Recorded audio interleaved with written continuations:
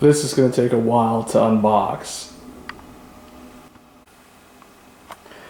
Hey YouTube, I got a different kind of video. So today I'm going to go over my GPU collection. So this video is kind of for my subscribers who watch my live streams.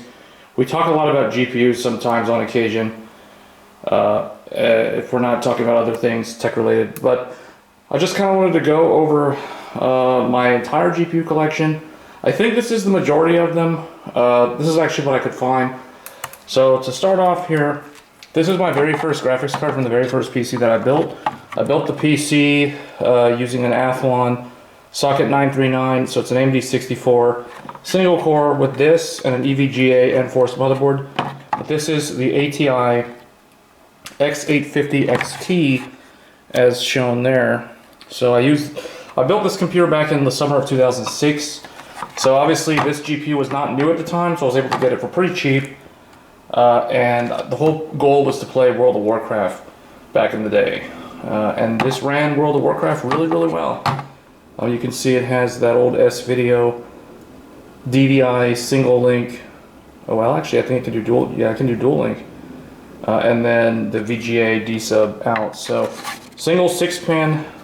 You can see it's a full copper heatsink. It's not really that heavy, but it's a blower style radial fan.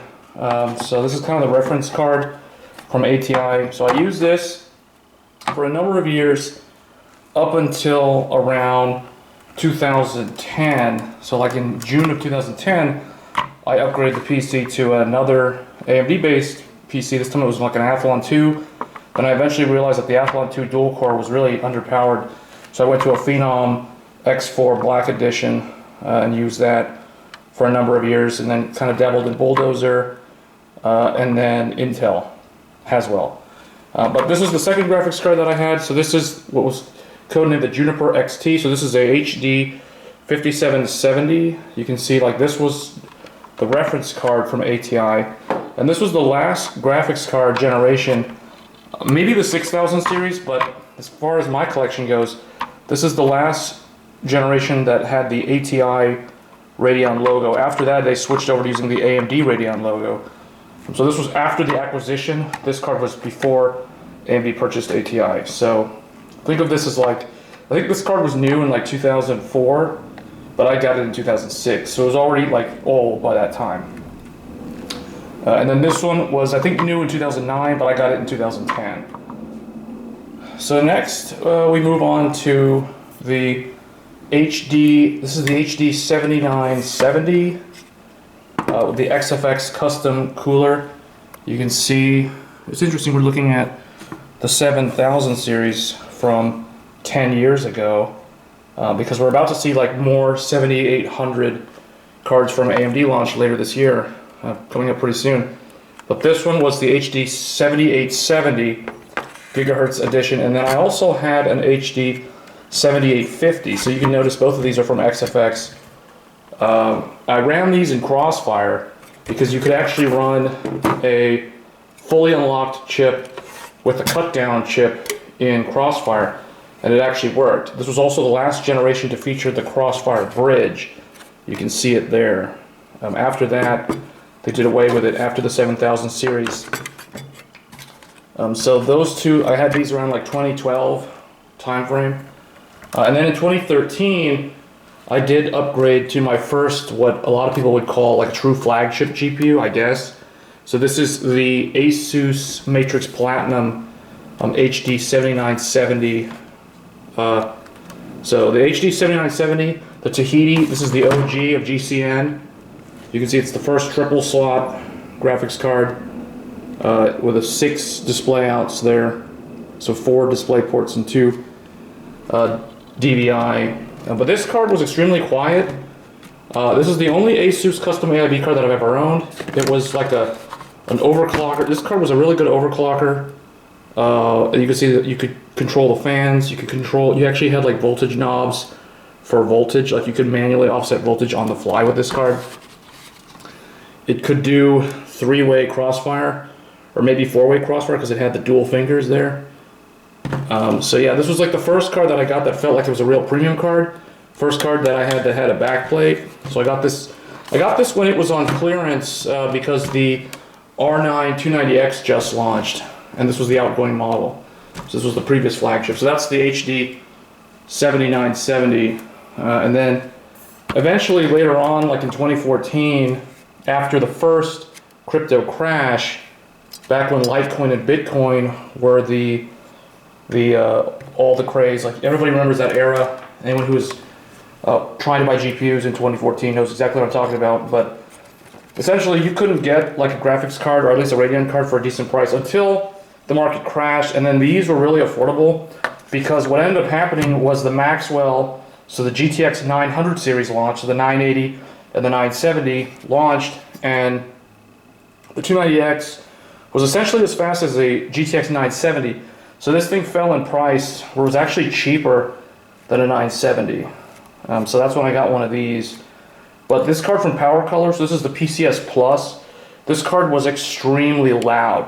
Whereas my 7970 was dead silent at full load, this thing was way too loud. The RPM on the fan, it got up to like 2,700, almost like 3,000 RPM with stock fan profile on these smaller fans, so it was just really annoying and loud. So it was not a really good experience for a premium product. And then I did get in 2000, I think it was 15, yeah, I think 2015, I got my first Nvidia card. So this card here is interesting. This is the GTX 970. This is the MSI 100 million limited edition. So this is the green one. Typically, if you had one of these, they were typically red. So where it's green, it would have been red. That would have been the default one. But this is the special one. This is the special one. You see, this is the limited edition.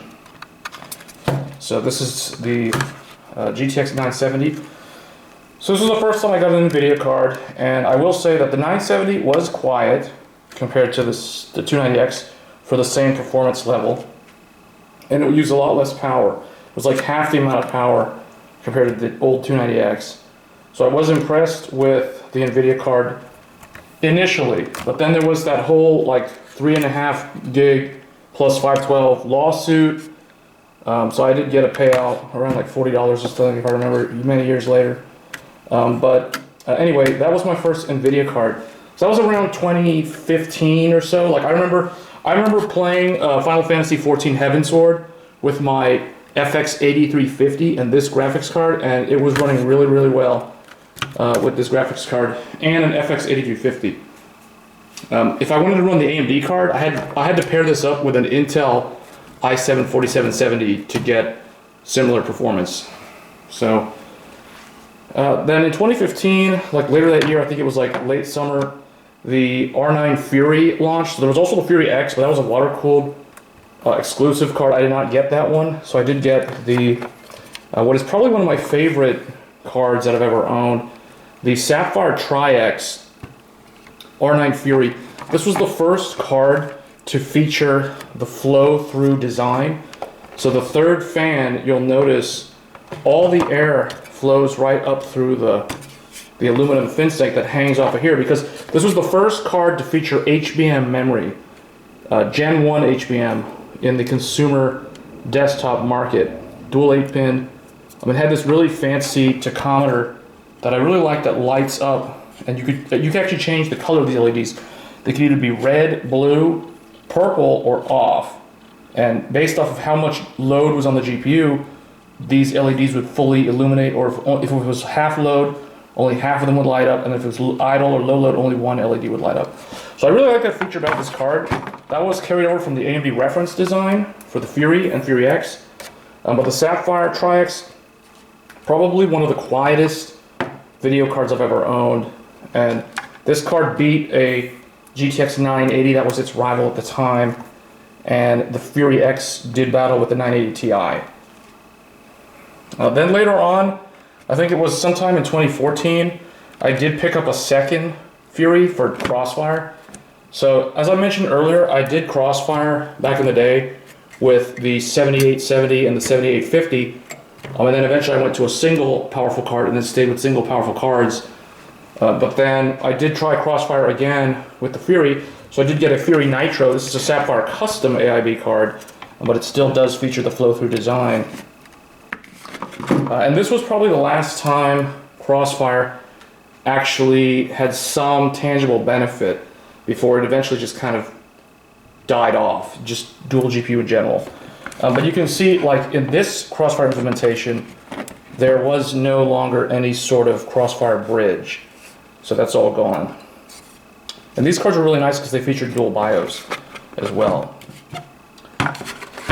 Next, I got the RX 480. So this one, I picked it up on launch day from Micro Center for like $240 or $250. Actually, this one was the special XFX one. So they were all reference cards. But what's cool about the XFX one in particular is the XFX one actually came with a really nice backplate. So it was the only one that had the backplate. If you got one of these, it was like $240 from Micro Center at launch for 8 gigabytes of VRAM. So it was like double the memory that the GTX 970 had. And this card did outperform the GTX 970, but then Nvidia quickly countered with the 1060 with 6 gigabytes of RAM. But this was the special one, right? So it has the backplate, so it's kind of more premium looking than the standard one. But this was a pretty decent card for a really budget build. And the cool thing about this card was almost as fast as the Fury, but it was like half the power. This thing was like 150 watts.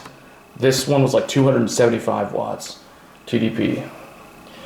All right, then after that, I got an Nvidia card again. So this would have been around 2017 was when I got the GTX 1080. So I actually have two of these, but I figured I'm just gonna put one of them here. So I did run these in SLI. This was actually one of the last SLI setups, or this is the first and last SLI setup that I did. And it was also the SLI implementation that used the high bandwidth bridge. Just to kind of show what that looks like, the high bandwidth bridge. So I did use SLI. I do actually have two boxes, but you know, like it's a huge mess because it's a big collection. So SLI was pretty impressive. There was more consistent game profiles with this versus Crossfire. Crossfire was a lot more hit or miss, especially for trying to get it to work on the newer cards. And then in 2017, I did get a Vega 64. And Vega 64, I did eventually try Crossfire. So here's another Vega 64. So this is the Sapphire Nitro edition. One thing I will say about the Vega 64, the Vega 64 reference card was extremely loud. This ran at stock fan profile of 2400 RPM. The Nvidia 1080, for some reason, GPU-Z reports it at 2100 RPM. But it seems a lot quieter than the Vega, even though this is 2100 and 2400. So you would think that there's not that much of a difference, but it really makes a big difference for some reason. I don't know what kind of like secret sauce they have on that radial fan. But like I said in the previous video, this design from Nvidia is probably my favorite reference card they ever designed, because I do like the blower style for a reference. I think it's very easy to build a PC with one of these and not worry too much about the airflow. And then I did get a second Vega 64, so this is the Nitro. This is the big kahuna one from Sapphire. So this one is super quiet and performs really, really well. You know, these were the cards that had HBM2, so 8 gigabytes of HBM2. And then in 2019, at some point, I did get a Radeon VII. This card was extremely disappointing. The only thing this card is good for, in my opinion, is content creation and video rendering on the cheap, because this card does have 16 gigabytes of HBM2 memory. So a lot of memory for a card in 2019 without having to opt for a professional workstation card. So for gaming though, I don't recommend it. The fan profile is too loud. It is just as loud as my old 290X, if not slightly louder. The fans tend to default to 2,900 RPM for some reason. I don't know why, even though it doesn't really need to do that. But yeah, that's kind of Radeon VII. It did have a nice like Radeon logo lit up and everything, that little R square. So then after that, I did get the card with the dent in it. So the RX 5700 XT. So this card came out later in that year. So if I'm not mistaken, this was February 7th, 2019, and then this card was July 7th, 2019. This card launched right alongside Zen 2, aka Ryzen 3000 series, in the X570 platform. So this was the first PCIe Gen 4 graphics card. So that's like a fun little fact there for people who want like trivia. This card featured a 8 and a 6 pin, so it was kind of efficient. This was the first like 7 nanometer GPU from AMD that featured PCIe Gen 4, whereas I think Radeon VII was the first 7 nanometer GPU, but it was still PCIe Gen 3. So 8 gigabytes of GDDR6. This was also AMD's first GDDR6 based card with the 7 nanometer node, and this one was like still HBM2. And then next, kind of going over here to the last row. So then toward the end of 2020, we know what happened. That was when the market went really, really crazy. Crypto took off again for the third time, and you couldn't get like 30 series cards. At launch, scalpers became a thing. They became a normal existence in everyday life. So then I was lucky enough to get the RX 6900 XT after failing to get the 3080 to 3090 at launch. I did manage to get one of these on launch day, and then these were like instantly sold out as well. So this card was probably the most impressive AMD graphics card to launch in a long time, because this card, I think back at the time, nobody thought that AMD would release a card that could rival Nvidia's top of the line, because if you remember back then, Radeon VII was the fastest card they had, and that was only on par with the GTX 1080 Ti and the RTX 2080. So Nvidia was launching 30 series, and everyone thought, okay, maybe the fastest AMD card will be like a 2080 Ti. If they're lucky, maybe a little bit faster. But then lo and behold, the 6900 XT came out, and this thing was faster than a 3080, and just like right on the heels of the 3090 in terms of rasterization performance. So that was very, very impressive. That was a big, I think, huge win for AMD after being like behind in so many ways. But 16 gigabytes of GDDR6. This card, even today, holds up really well in 4K gaming. And then later on, I did also get the RX 6700 XT. This card was also very hard to get for most of its lifespan until recently. So this is the reference card. This is kind of rare looking. I don't really see a lot of people with this card, so it's kind of cool. It looks similar to like the old RTX 20 series cards for Nvidia. At least I think so, just with the R branding. And then I did get the RTX 3080 Ti on clearance from Best Buy last year. So this card originally launched in, I believe, sometime in 2021. I think it was March 2021 alongside this card. But I didn't get this. You couldn't actually get one of these for decent prices because of the crypto stuff. But this is an LHR card. So all the 3080 Tis are LHR, for those wondering. So probably not that popular. This is probably one of the least popular 30 series cards in the upper end of that range. And then like the 3080 Ti, I did also get on clearance the 3090 Ti. So this one is the really big boy one. So if we put this kind of next to the 3080 Ti, you can see right there, you know, one of them. This one features the same exact power connector found on the RTX 4090 and the 4080. So this was the first graphics card to have that. It was also the last card to feature the NVLink connector for NVLink SLI.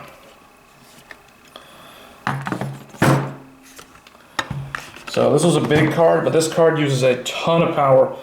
TDP of 450 watts, and unlike the 4090, this card actually does go up to 450 watts TDP at stock. So pretty crazy. But it is faster than 4070 Ti.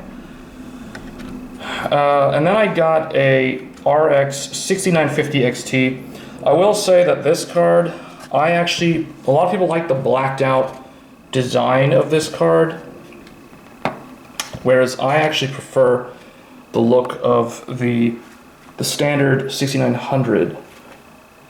So you see they look very, very similar. But this one also has 16 gigabytes of GDDR6. So again, this card would be excellent for 4K and definitely for 1440p. Long-term 1440p, this card will hold up really, really well. I will say that right now, in terms of value at time of filming, this card is available at Micro Center for like $699, and if you bundle it with any CPU, regardless of whether we're talking an AMD CPU or an Intel CPU, you get $50 off. So just kind of throwing that out because, you know, right now, $700, you don't want to wait till next gen. This card is as fast as a 4070 Ti, but it has more VRAM, and it's much cheaper. So just kind of throwing that out there for those wondering. Then I did get an Intel ARC A770. This card is very good value right now for around $350, a really good mid-range card for what it is. 16 gigabytes of memory, very nice cooler with the really nice RGB light bar there, an 8-pin plus 6-pin. Then I do have the RX 7900 XT. I did get one of these on launch day because I failed to get the XTX on launch day. I literally just walked into a Micro Center and they still had a few of these available, so I just picked one of them up, just kind of impulse bought it to just do content on the channel. And so far this card, honestly, if you're looking for a solid 1440p card and you want like 20 gigs of RAM, I know this one is on sale and this one's still probably better value. This one at like $849 is decent. It's definitely better value than like a 4070 Ti at like $849, considering the fact that all the 4070 Ti's aren't even really at MSRP right now. All the AIBs are going to be more. So you're paying more than $800 for a 4070 Ti, or you're paying around like $850 for one of these. So I kind of think this is the better choice. And then we have this is the RX 7900 XTX, the reference card. This is the kind of controversial card because it did have that issue with the coolers that were manufactured with a defective vapor chamber, but that has been remedied now. So I bought one of these like in January. I think it was like the first week of January. I got it off of Newegg. It's the Sapphire reference one. So this is made by AMD. So this is the same one that you would get if you bought it off of like AMD.com. And I didn't have any problems with the vapor chamber, so I guess either I got lucky or they've already recalled all those defective batches. So really, really good card. Probably the best card for 4K for the money. A long-term 24 gigabytes of VRAM. So it has the same amount of VRAM as a 3090 Ti, but it's a lot faster than a 3090 Ti. This is currently the second fastest graphics card, second only to the 4090, while it has the exact same amount of RAM as the 4090, but it is 60% less money. You know, this is 1,000 versus 1,600, but realistically, it's a 4090. If you try to get one, it's really going to be like $1,700 or a little bit more, depending on where you are. So this one's kind of a no-brainer for 4K in my mind. And then the last card in the collection is the PowerColor Red Devil Limited Edition 7900 XTX. So this is the triple slot behemoth card. It's really big. It is very quiet, and it is just a premium card. So that's going to be it for the collection. If you guys have any questions about any graphics card in particular, just let me know in the comments below. This is kind of my entire collection as I remember it as of right now, not counting duplicates, because I do have, like I said, I do have dual 1080s for SLI, but I did try to show like all the different models. So hope you guys found this video entertaining somewhat. But this is kind of what a long-term GPU collection looks like over like a decade or more of gaming. So anyway guys, I'm going to go ahead and get on out of here. Thanks for watching, and I will catch you guys in the next one. Thanks.